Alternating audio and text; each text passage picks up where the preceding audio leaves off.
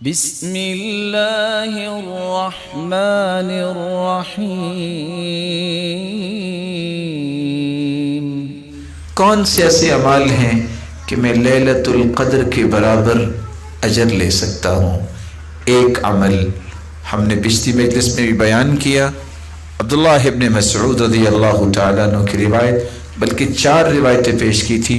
من صلی اربعا بعد العشاء لا يفصل بينهن بتسلیم عدلن بمثلهن في لیلۃ القدر، جو عشاء کی نماز کے بعد 4 رکعتیں اکٹھی پڑھتا ہے، 2 کے بعد سلام نہیں پھیرتا، اللہ تعالیٰ ان 4 رکعتوں کا اجر اسے لیلۃ القدر کی 4 رکعتوں کے برابر عطا کریں۔ دوسرا عمل عبداللہ ابن عمر سے روایت ہے، اور یہ روایت سے صحیحہ کی ہے، 2811، الا انبئکم بلیلۃ افضل من لیلۃ القدر، اللہ کے رسول نے فرمایا کہ میں تمہیں لیلۃ القدر سے بھی افضل رات نہ بتاؤں؟ حارس الحرس فی ارض خوف لعلہ الا یرجع الی اہلی، ایسا انسان جو مسلمان ہے، اس بات پہ اپنے آپ کو لگا دیا اس نے کہ میں حفاظت کے لیے رات گزاروں گا، اور اس کے دل میں ہے نہ جانے میں گھر واپس آؤں کہ نہ آؤں، سرحدوں پہ پہرا دے رہا ہے۔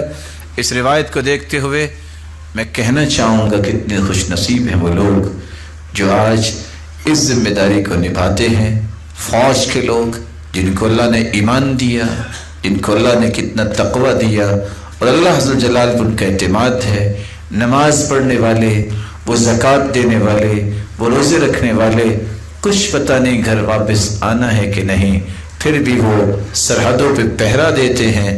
ایسا انسان کی رات جو ہے وہ لیلۃ القدر سے افضل ہے، لیکن اس کے لیے شروط وہی ہیں جو رسول اللہ صلی اللہ علیہ وسلم نے بیان کی۔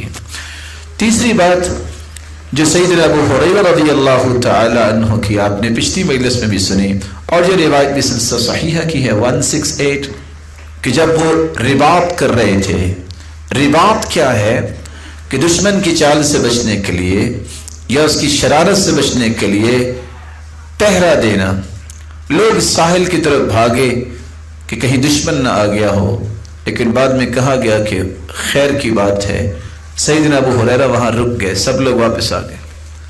پوچھا آپ کیوں رکے ہیں؟ کہا اللہ کے رسول نے فرمایا تھا کہ جو بندہ ایک گھڑی اللہ کی راہ میں کھڑا ہو جاتا ہے وہ حجر اسود کے سامنے لیلۃ القدر کی رات میں کھڑے ہو کے عبادت کرنے سے افضل ہے۔ لفظ کیا ہے؟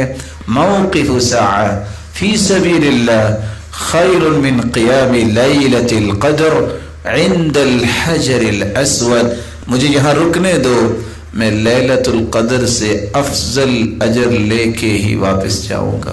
رب تعالیٰ سے دعا ہے رب تعالیٰ آپ سب کو یہ رات نصیب فرمائے، اور ہم سب کو ایسے اعمال کی توفیق دے جس سے اللہ ہم سے راضی ہو جائے۔